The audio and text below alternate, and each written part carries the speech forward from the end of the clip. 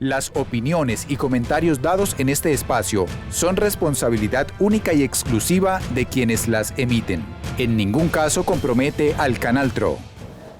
Muy buenas noches para todos nuestros televidentes. Como es de costumbre, nosotros por aquí a las 9:30 de la noche, todos los jueves, en el programa de análisis y de debate que tiene el Canal TRO. Un espacio con muchas temáticas, pero les quiero contar que a partir de este momento vamos a iniciar una serie de programas especiales, analizando cómo les fue a diferentes administraciones municipales de Bucaramanga y su área metropolitana. ¿Qué queda después de estos 4 años? Pero hoy vamos a iniciar con la ciudad de Bucaramanga. ¿Cómo le fue a la administración del ingeniero Rodolfo Hernández y cómo le está yendo a Manuel Francisco Azuero? Bienvenidos.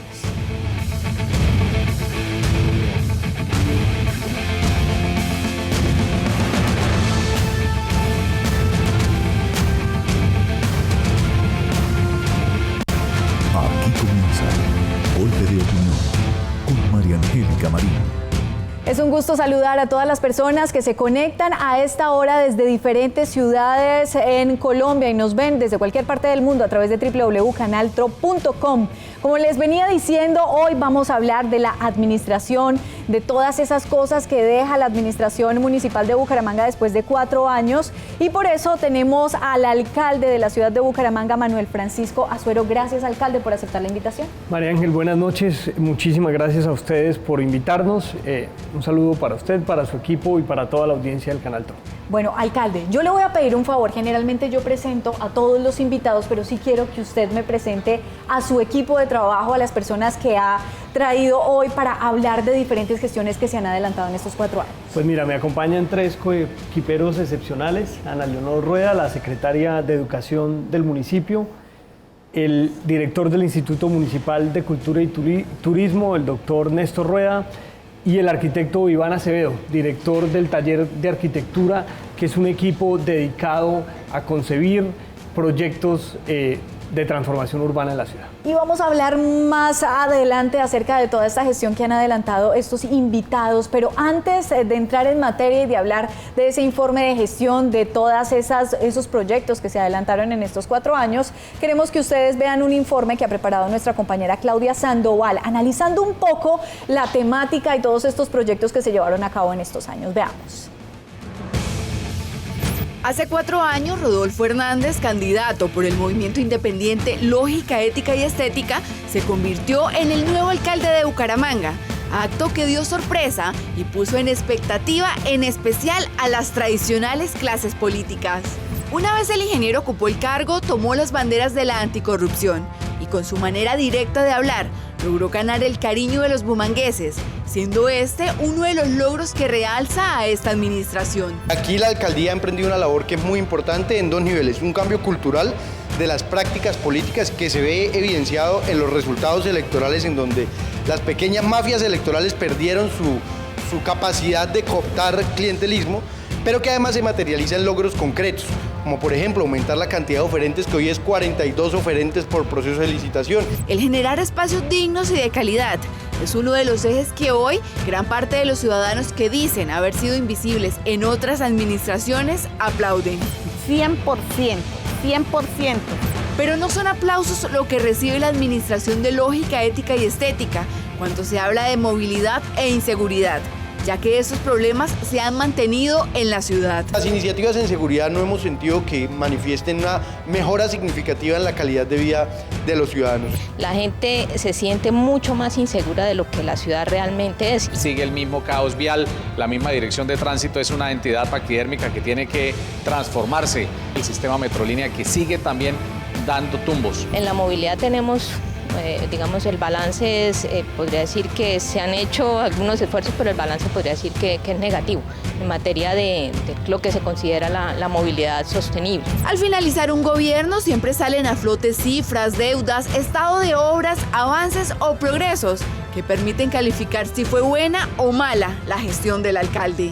El hecho de que el alcalde confrontó a las maquinarias políticas, le quitó peso a concejales que estaban ahí en el consejo de la ciudad desde hacía mucho rato, y yo creo que esa es la herencia invaluable que deja el alcalde de Bucaramanga. En materia de educación podemos decir que hubo avances significativos. Los temas de planeación de la ciudad siguen ahí al garete, en el sentido en que uno ve que al lado de un taller hay una escuela y hay un prostíbulo y hay áreas de la ciudad abandonadas absolutamente. Me preocupa el tema de las cañadas. En materia ambiental también los retos que de pronto es el sector con uno de los desempeños, podría decirlo, más bajo a partir de los indicadores. El plan maestro de espacio público también no logró el cometido que se habían fijado. Esta alcaldía es transformación cultural. Eso fue significativo e histórico para Bucaramanga. Nosotros dentro de 20 años vamos a ver la historia de la ciudad y esto marcó un hito en un antes y un después en la historia de Bucaramanga. Ante las buenas y malas que recaen sobre la gestión del ingeniero Rodolfo Hernández, hoy cuenta con el respaldo de las mayorías y esto se evidenció en la elección de los bumangueses de dar continuidad a la lucha contra la corrupción. Y viendo este informe, uno llega a la conclusión de que 4 años para una gestión es muy poquito tiempo, teniendo en cuenta que lo público es un poco... los trámites y todo es muy congestionado, pero tenemos que hablar para iniciar esta conversación, alcalde, de cómo se encontró la alcaldía en el 2016. ¿Cómo encontraron ustedes todo este proceso? Mira, yo resumiría el reto principal en una palabra: confianza. Había una crisis de confianza de los ciudadanos en la institucionalidad. Se percibía la alcaldía como una institución corrupta, como una institución clientelista, como una institución oscura que derrochaba los recursos públicos de manera irresponsable y distante del ciudadano. Y si ese fue el gran reto, ese también fue el gran logro: reconstruir la confianza de los ciudadanos en lo público. Y hay 3 grandes ejes de esa reconstrucción de la confianza. El primero, la transparencia en la contratación pública. Logramos pasar de 1.4 oferentes promedio en el año 2015 a más de 40 oferentes en este momento. Eso muestra que el mercado local, regional y nacional volvió a confiar en la contratación pública, y más allá de ese indicador es una muestra de ética en el gobierno. Otro eje, la recuperación fiscal y financiera, el saneamiento fiscal y financiero. ¿Cómo estaba en el 2016, por ejemplo? Recibimos el 1 de enero del 2016 un déficit de tesorería de 237.000 millones de pesos. ¿A qué se refiere usted con déficit de tesorería para que nuestros televidentes conozcan un poco? Son obligaciones y compromisos que había adquirido el gobierno anterior, que no tenían respaldo en tesorería. Por ejemplo, el programa de alimentación escolar llevaban 4 o 5 meses sin pagarlo. Obras que ya estaban contratadas y que estaban en plena ejecución llevaban 6 meses sin pagar sus cuentas. Eso deterioraba la calidad y la eficiencia en la ejecución de los bienes y servicios a cargo del municipio. Eso fue fundamental para recuperar y reconstruir la confianza. Y el tercer eje en ese proceso, si se quiere llamar administrativo, derrotar el clientelismo. Y el indicador para evidenciar que se derrotó es lo que nos ahorramos en contratos de prestación de servicios personales. Alrededor de 40.000 millones de pesos que nos ahorramos en 4 años.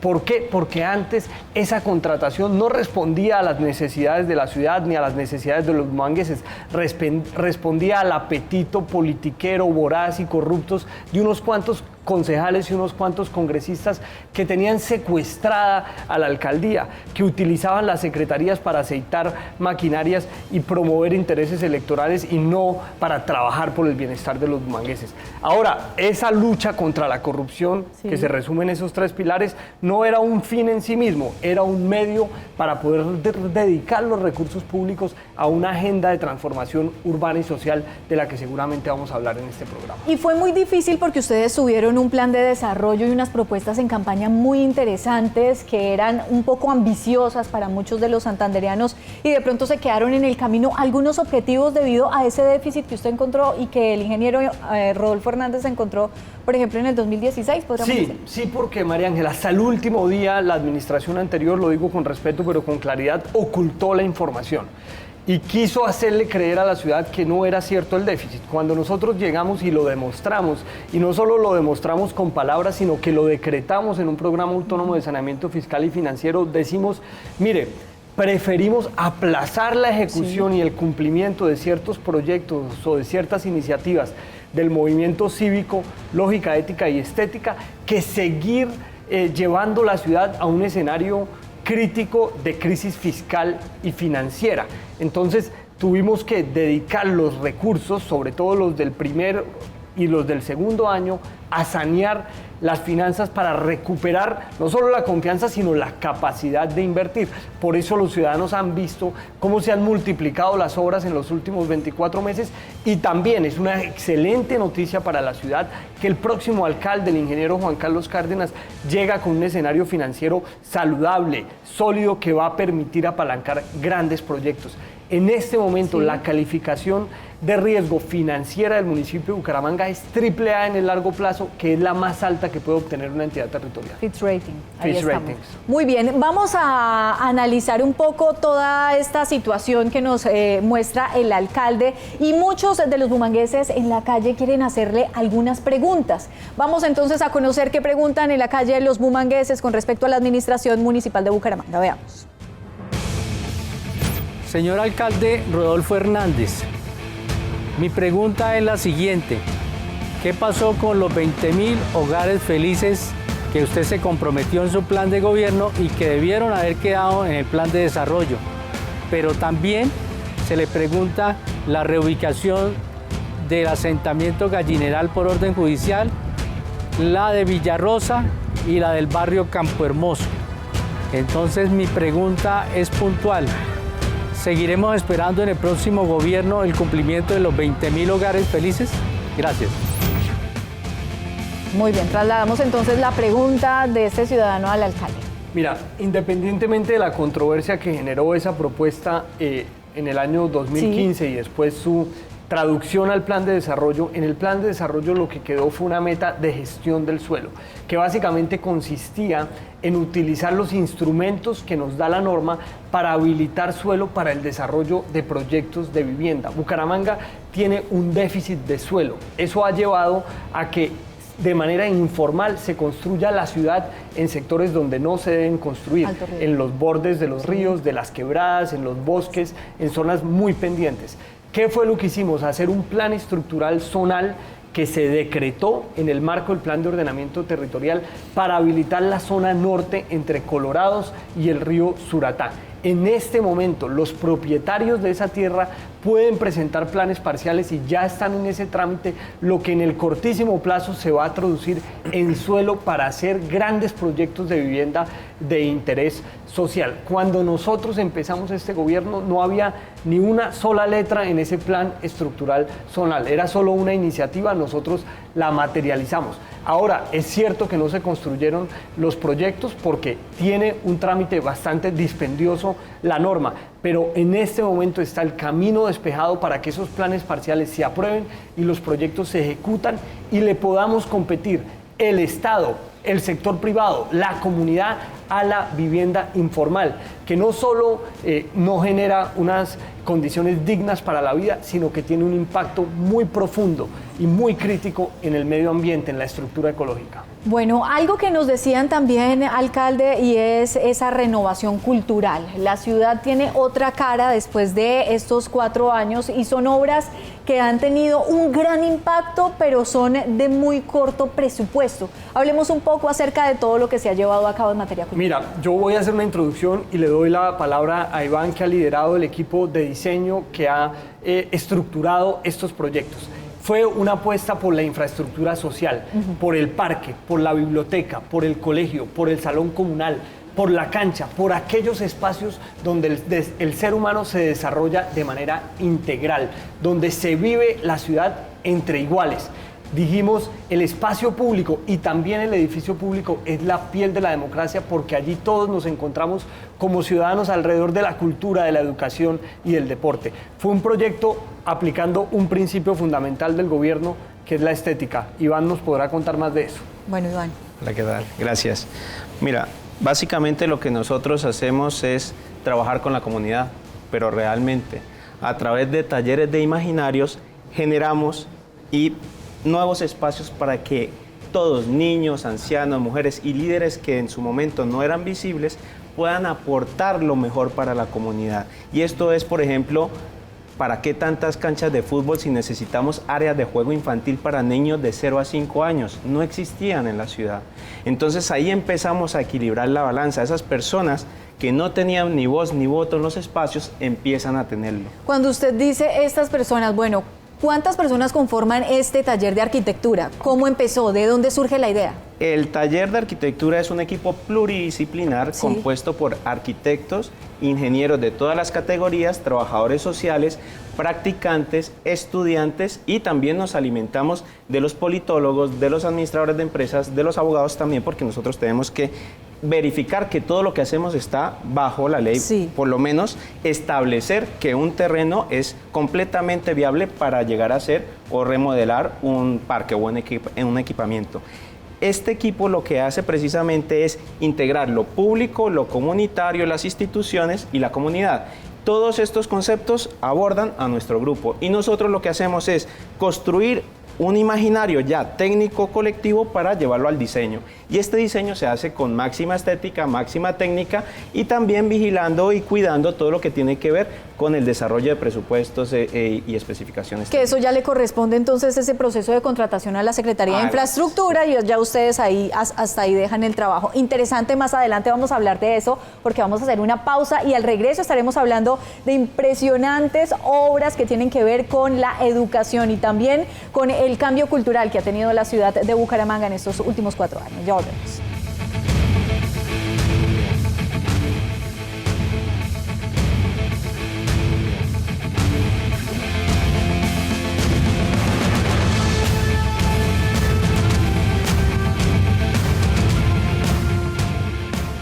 Gracias por continuar con nosotros. Aquí seguimos en Golpe de Opinión. Hoy estamos haciendo un programa especial y lo vamos a seguir haciendo hasta final de año porque vamos a conocer qué se hizo en los últimos 4 años. Vamos a estar en Bucaramanga, Girón, Piedecuesta, Florida Blanca, varios municipios para que ustedes, nuestros televidentes, pregunten a los mandatarios y hagan cuestionamientos que solo ustedes quieren hacer y conocer. Vamos entonces a continuar este diálogo agradable que hemos tenido acá con el alcalde Manuel Francisco Azuero y parte de su equipo de trabajo. Son muchas personas las que hacen parte de su gabinete municipal, pero uno de los aciertos más grandes que ha tenido de pronto su administración tiene que ver en materia de educación. Se cambiaron muchas cosas en materia educativa en la ciudad de Bucaramanga. Contémosle a los televidentes qué fue. Mira, lo primero fue reconocer que los funcionarios públicos más importantes del municipio son los rectores y los profesores de los colegios públicos, además de los funcionarios de los centros de salud, que ya hablaremos de ese tema. Sí. Pero los rectores y los profesores son fundamentales para la transformación, el bienestar y el progreso de la ciudad. Atienden desde los colegios públicos de la ciudad, a cargo de la Secretaría de Educación, a más de 70.000 jóvenes y niños todos los días. ¿Cómo se materializaba esa comprensión o ese reconocimiento? Primero, a través de servicios sociales complementarios al servicio educativo de alta calidad y con oportunidad. ¿Qué quiere decir eso? Programa de alimentación escolar, transporte escolar, apoyos pedagógicos, vigilancia y aseo en las escuelas desde el primer día. En las administraciones anteriores estos servicios llegaban en mayo, en junio, en abril, incluso algunos nunca se contrataban, perjudicando la capacidad de los profesores y de los rectores de cumplir con creces su vocación por forjar jóvenes y por formar a los niños al futuro de Bucaramanga. Eso fue fundamental. Lo segundo, la dignidad de la infraestructura y de la dotación. Es un camino en el que todavía hay mucho por qué recorrer, pero empezamos con contundencia. Comprometimos y proyectamos recursos por más de 80.000 millones de pesos para construir nuevas aulas o modernizar espacios existentes. Los espacios pedagógicos, el aula, pero también los espacios complementarios, la cancha, los laboratorios. Y lo hicimos sobre todo en sectores muy vulnerables. La transformación estética y técnica que tuvieron, por ejemplo, algunos de los colegios del norte, como el colegio El Paulón, sedes del Promoción Social, sedes del Club Unión, son realmente emocionantes, porque muestran que este es un gobierno que no solo le apuesta a la educación en el discurso, sino en el hecho. Ana Leonor, por supuesto, excepcional secretaria, ratificada además por el ingeniero Juan Carlos Cárdenas para el próximo gobierno, nos puede hablar más del tema. Bueno, sí, efectivamente ha sido un trabajo intenso. 47 instituciones educativas oficiales, más de 75.000 estudiantes, recibimos cerca de 72.000 en la oferta pública, hoy entregamos cerca de 75.600 estudiantes, programas como PAE, como Vigilancia, como Aseo, contratados hasta abril del 2020 en un trabajo realmente, un esfuerzo muy importante de la administración. Y creo que además logramos ese reconocimiento social, esa validación del papel del sector educativo justamente para generar progreso social. Secretaria, hemos visto en ejercicios que lleva a cabo el Departamento de Santander en todo Colombia, en muchos municipios, ¿cómo lo logró? ¿Cómo se logra llevar a cabalidad las fechas, cumplir de principio a fin? ¿Cuál es el éxito y cuál es la clave?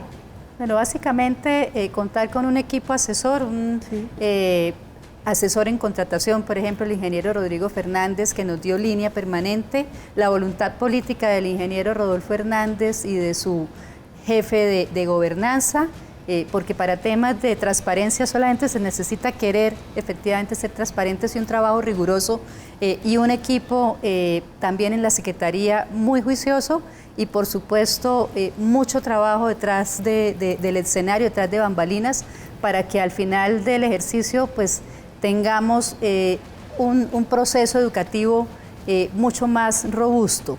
También pues contar, por ejemplo, hoy estamos dejando 10 aulas de STEAM en 10 sedes educativas, 7 de ellas en el norte de Bucaramanga, el programa municipal de bilingüismo con recursos también de la Cámara de Comercio y del Consejo Británico, el programa municipal de ludotecas, que es un ejercicio bellísimo que nos ha permitido estar ya en 5 sedes en la geografía georreferenciado en el municipio de Bucaramanga y con más de 35.000 niños visitándonos, además con su acompañante, con su adulto cuidador, lo que genera pues una profundización de los lazos familiares. En fin, creo que hemos avanzado, hemos dado pasos muy importantes y eso pues ha sido posible gracias también a ese equipo de la Secretaría de Educación. Pues los quiero invitar para que veamos un informe de Bucaramanga, cómo vamos en materia educativa y cuál fue la evaluación que dejó este informe tan importante. Veamos. En materia de educación podemos decir que hubo avances significativos en lo que tiene que ver con las tasas de cobertura neta en todos los niveles educativos, en primaria, transición, secundaria y media. También hubo una reducción de las tasas de repitencia, se mejoraron pues un poco en las pruebas de inglés y también un mayor porcentaje de estudiantes de undécimo lograron un puntaje superior a 310. Eso en cuanto a los avances. Ahí hay un reto muy importante, bueno, yo diría 2 retos muy importantes en educación, que es bajar las tasas de deserción escolar y mirar en la zona norte cómo hacer para lograr que la comuna pues 1 y 2 mejoren los desempeños en general en todas las pruebas a ver, ya que todavía siguen estando rezagados con respecto al resto de la ciudad. Partir disciplina es muy difícil y eso es una responsabilidad más que todo pues en el núcleo familiar que se debe formar y eso también tiene una respuesta y un contexto a nivel municipal muy importante. Hablemos un poco, ya que está ratificada, secretaria, ¿cuáles son esos retos que tiene usted para los próximos 4 años? ¿Qué le quedó faltando? Bueno, pues básicamente dentro de la propuesta del plan de gobierno del ingeniero Cárdenas hay una apuesta contundente para continuar con el tema de jornada única y de infraestructura alrededor de la misma, justamente para tener más tiempo a los niños en las aulas, en actividades que promuevan desarrollo cognitivo a través de las artes, a través de la música, a través de la ciencia, de la investigación. Yo creo que ahí va a estar el acento fundamental en este proceso que ya se inicia y en el cual pues voy a tener una gran responsabilidad porque bueno, tenemos que seguir haciendo las cosas de manera eficiente y justamente para cerrar esa brecha entre la educación pública y la educación privada. Lo que uno quisiera al final del día, al final del ejercicio es que la educación sea el punto de partida equilibrado para que todos los niños salgan con igualdad de oportunidades. Y esa igualdad de oportunidades es la que necesitamos todos para salir adelante y mirar a largo plazo cómo puede tener una proyección importante en la ciudad de Bucaramanga, Manolo. Así es, María Ángel. Mira, yo diría que la ciudad tiene dos grandes retos. Uno, cerrar brechas de desigualdad social, ser una ciudad de oportunidades para todos, en la cual el barrio en el que naciste o el colegio en el que empiezas no defina tu posible prosperidad futura. Una ciudad verdaderamente incluyente, en la que todos los talentos de todos nuestros barrios, de todas nuestras comunidades, encuentren un espacio para desarrollar su máximo potencial. Y otra que tiene una relación a veces no tan obvia, pero muy profunda con lo social, es el tema ambiental. Las comunidades que viven en sectores más vulnerables viven en las condiciones ambientales más precarias. Y ahí tenemos que hacer un gran esfuerzo como ciudad. ¿Cómo detenemos la deforestación en los lugares de asentamientos informales? ¿Cómo descontaminamos nuestros ríos y nuestras quebradas que recorren muchas veces los lugares más vulnerables? ¿Cómo recuperamos un hábitat digno en esos lugares donde no hay zonas verdes y espacios públicos de calidad como la Comuna 14 o como la Escarpa Occidental? No porque no haya potencial de generar zonas verdes, sino porque el Estado no se ha dedicado con ímpetu para ello. Nosotros diseñamos un plan que se llama el Plan Maestro de Espacio Público, que va mucho más allá del tema de las ventas ambulantes y aborda ese tipo de retos ambientales asociados a la precariedad o a la desigualdad social. Le propongo que hablemos de cultura. Uno de los grandes retos que ha tenido esta administración es mejorar esos escenarios culturales, esos puntos de convergencia de muchos jóvenes que estaban completamente destruidos. ¿Cómo los encontraron ustedes esos escenarios en el 2016 y cómo están ahora? Mira, antes de hablar de esa inversión en cultura, hablaría también de la cultura política. Sí. Nosotros en el informe de gestión decíamos que tal vez la huella indeleble de la gestión, incluso lo escribimos antes del resultado electoral, era el cambio en la cultura política. Empoderar a la ciudadanía, que la ciudadanía entienda que el voto es el instrumento más importante para ejercer un papel activo en la comunidad.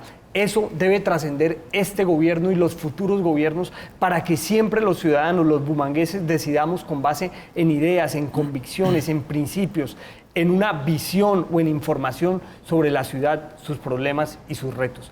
Ahora, hablando ya de la cultura artística, de la formación cultural e intelectual, recibimos un gran desafío. Un teatro al que habían maltratado, al que nadie se le había metido en serio para sacarlo adelante, que era solo para tomarse la foto y que avanzaba a paso de tortuga o muchas veces ni siquiera avanzaba. Nos comprometimos a sacarlo adelante, inyectamos los recursos públicos de todos los bumangueses para hacerlo realidad. Y allí está un teatro extraordinario, tal vez el escenario cultural más importante del oriente colombiano. Y no solo el edificio, no solo el contenedor, sino también los contenidos. Una programación artística con artistas locales, nacionales e internacionales de alta calidad e incluyente, porque no es una programación para las élites, es una programación para el disfrute de toda la ciudadanía. Otro ejemplo extraordinario, la Biblioteca Gabriel Turbay, otrora orgullo de esta ciudad que también se estaba cayendo a pedazos.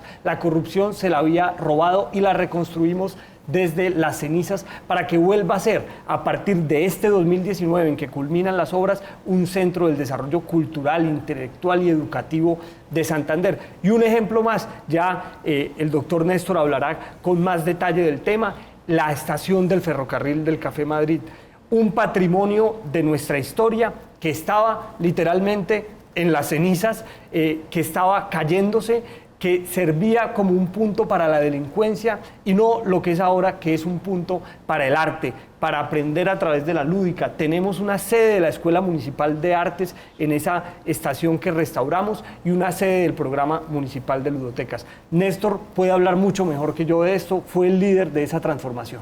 Bueno, y es muy importante también, doctor Néstor, más adelante y después de la pausa vuelvo con usted para que nos hable de esos grandes logros de hacer grandes obras, pero con poquita plata, para que nuestros televidentes entiendan. Hacemos una pausa y ya regresamos con el doctor Néstor.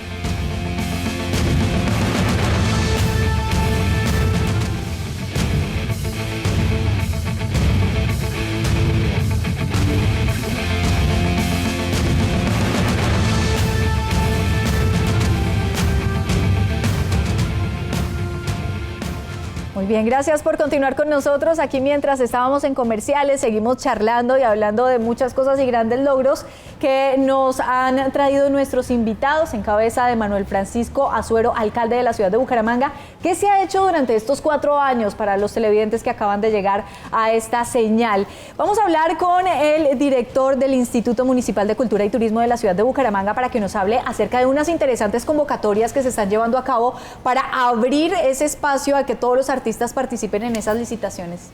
Sí, María Ángel, mira, el tema de la participación en cultura es álgido. Sí. Porque digamos que en el tema de las diferentes áreas artísticas y culturales hay muchos gestores culturales. Nosotros en el diagnóstico del Plan Decenal de Cultura encontramos que hay más de 2.000 personas trabajando alrededor de la cultura. ¿Cómo hacer que los escasos recursos de que disponemos le lleguen a los artistas y a las personas que están haciendo fomento? Hicimos una cosa estratégica con el Ministerio de Cultura. Es decir, nosotros dijimos, vamos a utilizar los canales que son propios para el desarrollo de la cultura. En el caso del ministerio, vino una delegación, una vez yo fui a Bogotá y hablé con el ministerio para conocer cómo era toda la, digamos, la baraja de oportunidades que teníamos nosotros para disponer de recursos y sobre todo de gestión. ¿Cómo gestionar los recursos culturales? Vino una delegación del ministerio, especialmente la que tiene que ver con concertación, y trazamos una política pública alrededor de eso. Por cada peso que daba el ministerio, el instituto daba 70 centavos a ese gestor cultural. Si una persona recibía 10 millones de pesos del ministerio, nosotros le dábamos 7 millones. ¿Eso por qué es importante? Porque el artista, cada que presentaba al ministerio una propuesta para participar en esta convocatoria, el ministerio le decía, bueno, ¿y su ente territorial cómo participa? ¿Qué hace su ente territorial con la apuesta que usted hace territorialmente? Ellos llegaban al ministerio con una carta genérica que le decía que le iban a colaborar en la medida de las posibilidades. Pues uno tiene que saber y decirle al artista para generarle una seguridad de cómo va a invertir y de qué manera lo va a hacer, porque el ministerio verifica si hay un compromiso real y transparente de la entidad territorial.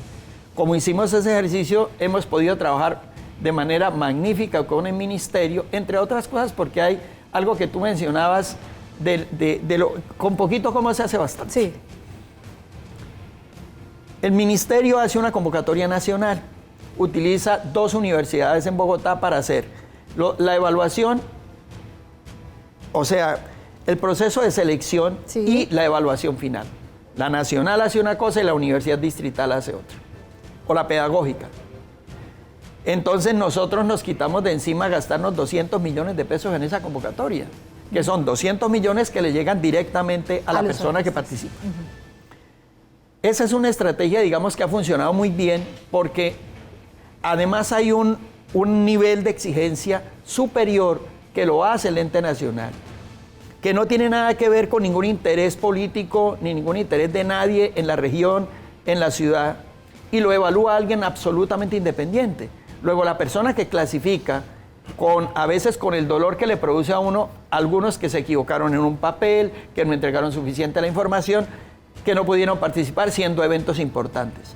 Cuando hay eventos importantes que no pudieron clasificar, hacemos un esfuerzo también desde la administración para apoyarlos, en el sentido de que son eventos que llevan 20 años, 14 años, la 18ª convocatoria, y resulta que no pasaron el ministerio y dicen, teníamos todo planeado para pasar, pero nos pasó algo. Pero todo ese proceso del que usted nos habla dignifica la labor del artista, que era visto antes como una persona de escasos recursos, que no tiene muchas posibilidades.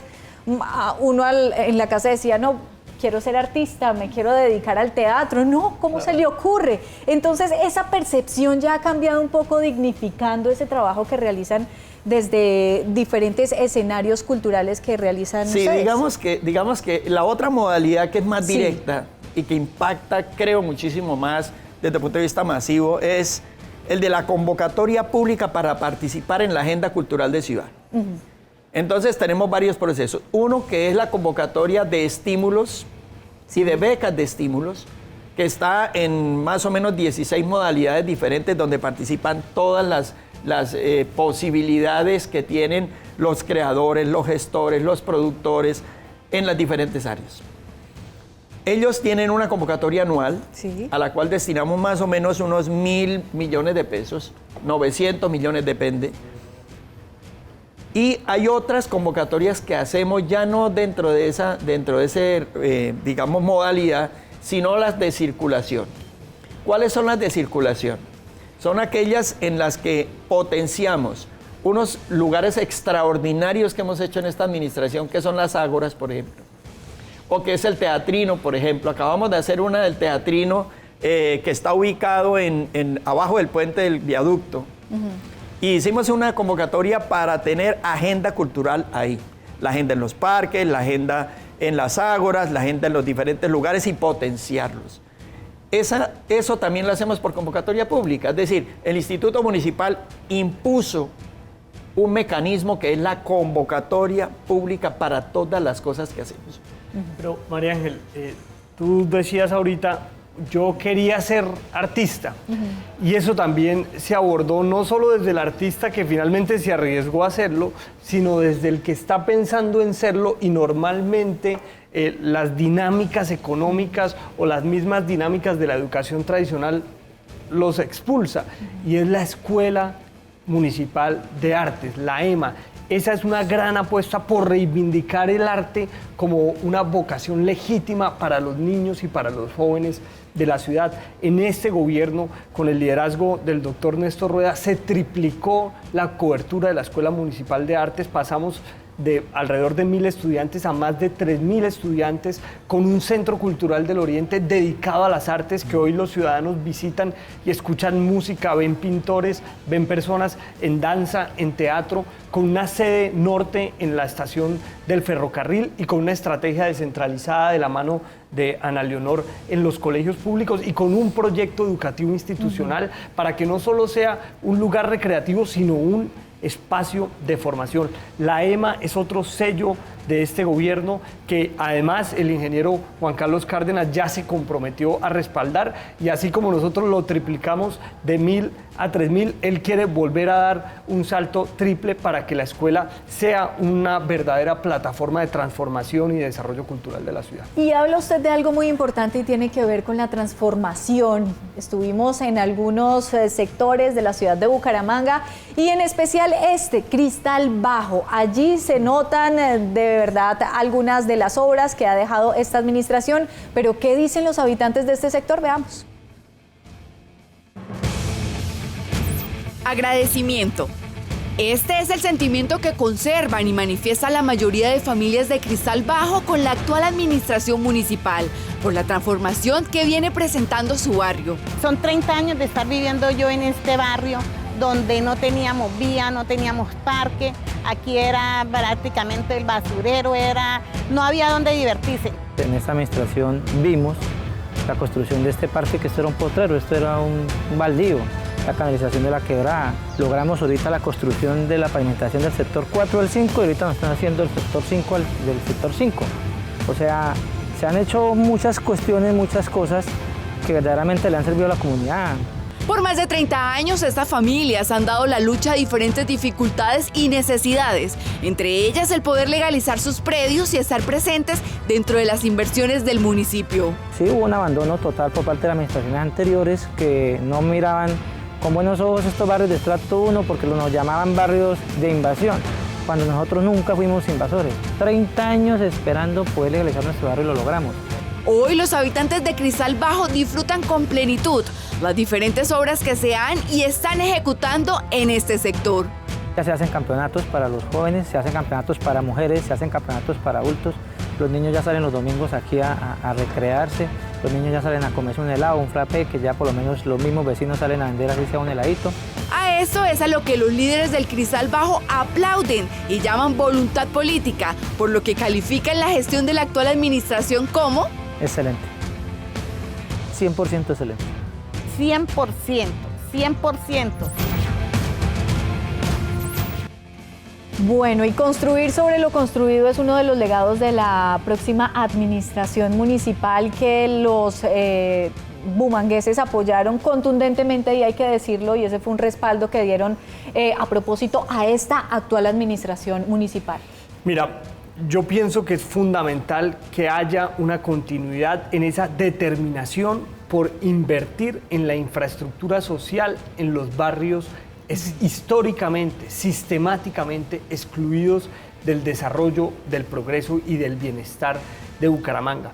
Son importantes las grandes obras de infraestructura, el puente, el viaducto o el intercambiador, pero son aún más importantes las obras de infraestructura social que cierran brechas de desigualdad y potencian la capacidad de muchas comunidades de desarrollarse integralmente. Cristal Bajo es un ejemplo excepcional que a mí pues me enorgullece mucho verlo en este programa, pero así como hablamos de Cristal Bajo, podemos hablar del Cristal Alto, donde hicimos una intervención similar, del barrio Ciudadela Café Madrid, del barrio Bavaria 2, del Tejar, del propio barrio Kennedy, y podría dar muchísimos ejemplos, decenas de ejemplos, donde además hubo una intervención interinstitucional, María Ángel. No solo llegamos a través de infraestructura con el espacio público, con la cancha o con el parque infantil, llegamos también con educación y con cultura a través del Ágora, donde hay una biblioteca, donde hay apoyos pedagógicos para que los estudiantes tengan actividades extracurriculares. Llegamos con la Secretaría de Desarrollo Social, y eso también es excepcional que se continúe. No solo priorizar lo social, sino que esa intervención del Estado sea interinstitucional. Cuando todas las instituciones del Estado trabajan por un mismo objetivo, por una misma vocación de transformación, los resultados son mucho más contundentes. Eso no pasaba en la alcaldía de Bucaramanga antes, porque una secretaría respondía a un concejal, un instituto respondía a un congresista, la otra respondía a un partido político. Cada uno tenía su propia agenda y el alcalde se concentraba en un par de obras para la foto. Así no puede funcionar el Estado, así no superamos los colombianos los problemas públicos y sociales, y hemos querido en la alcaldía de Bucaramanga dar ejemplo de intervenciones interinstitucionales, integrales, transformadoras.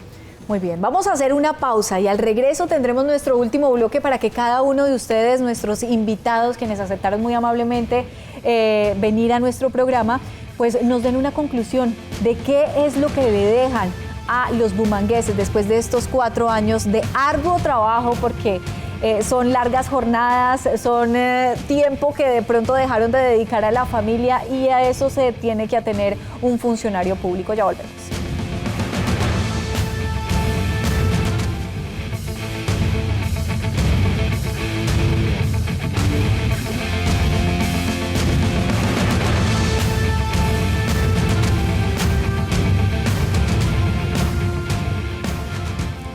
Aquí estamos en Golpe de Opinión todos los jueves a las 9:30 de la noche. Estamos hablando de temas diarios que nos competen a los colombianos. Hoy estamos haciendo un balance de cuál fue la gestión que se adelantó en la administración municipal de la ciudad de Bucaramanga, con un respaldo muy interesante en las pasadas elecciones del 27 de octubre.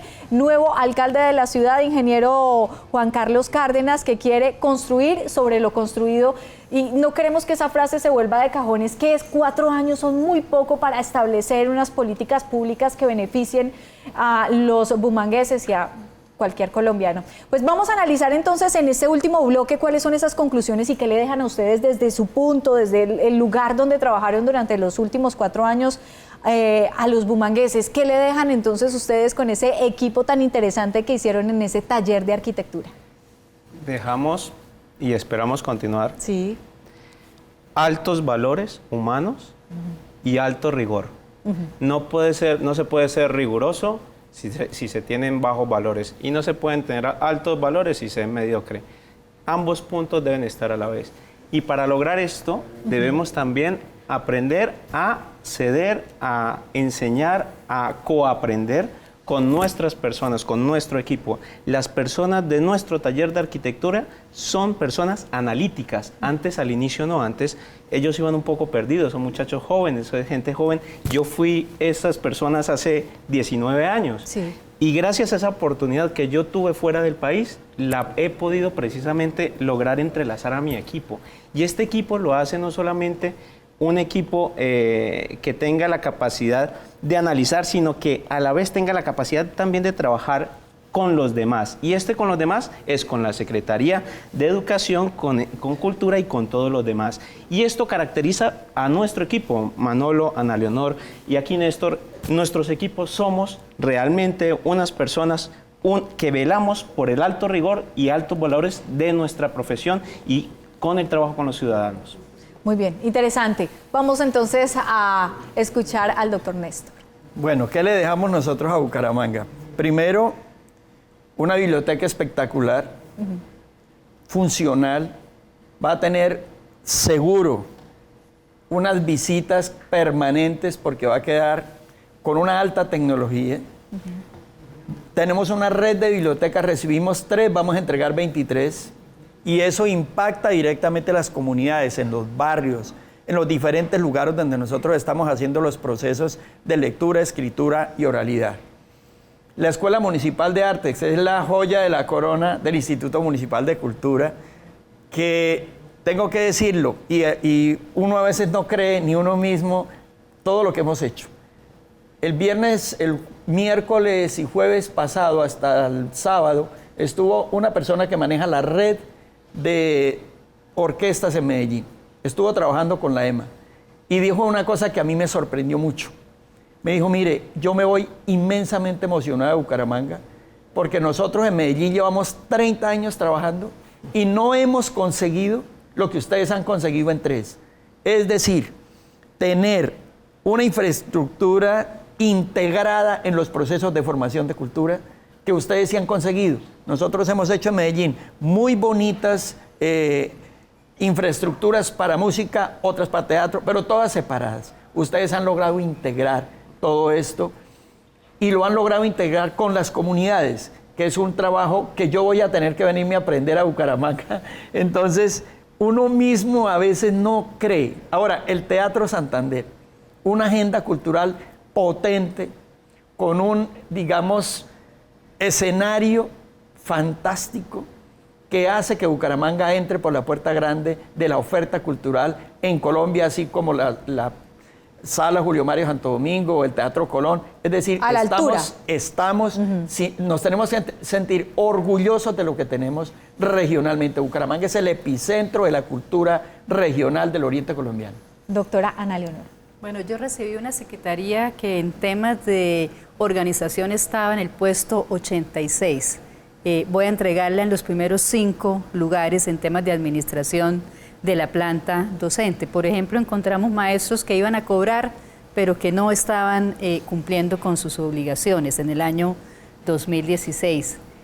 Entregamos más de 70 sedes educativas que han sido o repotenciadas o que han recibido mantenimientos básicos de infraestructura escolar. Entregamos un equipo de rectores motivado y que ha sido dignificado en su trabajo y en su experiencia diaria administrando la educación de la ciudad. Y entregamos dignidad, entregamos pertinencia, le estamos abriendo la puerta a los ambientes de aprendizaje del siglo XXI a través de estas 10 modernas aulas STEAM, donde los niños van a poder aprender ciencias, matemáticas, arte, tecnología e ingeniería, y un ejercicio participativo que denominamos los acuerdos escolares a través de un decreto y voluntad política del alcalde con unos recursos dirigidos a cada una de las instituciones en las cuales los chicos de 8º, 9º, 10º y 11 escogen cuáles van a ser esas inversiones. Yo creo que eso es demostrar, y pues dejamos una secretaría que tiene también muchos avances para mostrar y muchos retos para superar. Muy bien. Pues seguramente el tiempo no es suficiente para decirlo todo, pero diría que dejamos una confianza renovada en lo público, en la institucionalidad local, con unos altos y ejemplares estándares de contratación pública, con unos altos y ejemplares estándares de responsabilidad fiscal y de gestión financiera, y con un modelo austero de funcionamiento que derrotó de manera estructural, valiente y contundente el clientelismo, que es uno de los peores males de nuestro país.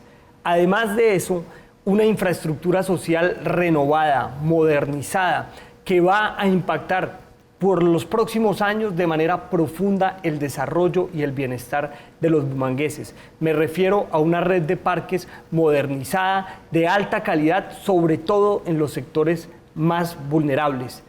Una red de escenarios culturales como el teatro, como la biblioteca, como las ludotecas, como las ágoras, que van a acoger procesos de transformación y de formación muy importantes para el tejido social de Bucaramanga. Una inversión, María Ángel, histórica en la red de los centros de salud, una red que no hemos mencionado en este programa, pero que también, como el teatro, la biblioteca, los salones comunales, los colegios y la estación del ferrocarril, se estaba cayendo a pedazos por abandono y por negligencia. Vamos a entregarla renovada no solo en su infraestructura, sino también en su dotación. Un avance muy significativo en la modernización de la infraestructura educativa, con inversiones significativas en aulas y en dotación de espacios complementarios.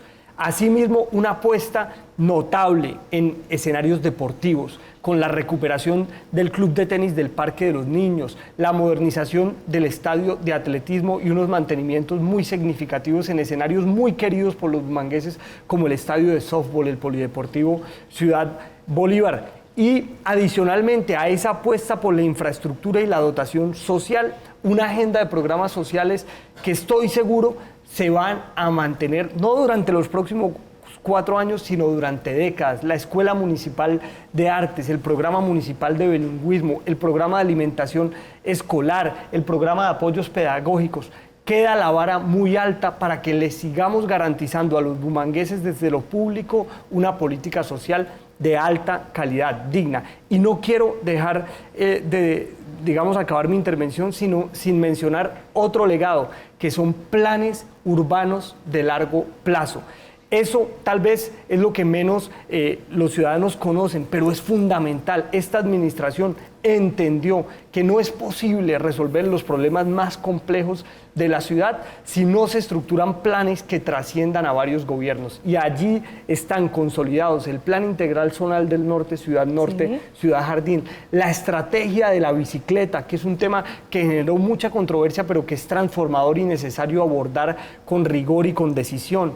El plan maestro de espacio público, el plan estructural de expansión urbana que mencioné a propósito de la pregunta sobre vivienda. Y finalmente, que es fundamental, sobre todo para el ingeniero Juan Carlos Cárdenas, una solidez financiera y fiscal que va a permitir, María Ángel, y eso es fundamental, abordar problemáticas muy complejas que no pudimos solucionar nosotros, como el saneamiento y el impulso a Metrolínea. Quedan los portales, pero ahora hay que impulsar la operación, y la problemática de los residuos sólidos. Hay que impulsar el reciclaje, incrementar los residuos que se reciclan y también un sustituto definitivo para el relleno sanitario del Carrasco. Un muy buen trabajo que se llevó a cabo entonces en estos 4 años, un esfuerzo satisfactorio, y eso lo demuestran las votaciones del pasado 27 de octubre y muchas cosas que se vienen y retos para la próxima administración. Alcalde, muchísimas gracias a ustedes por aceptar la invitación.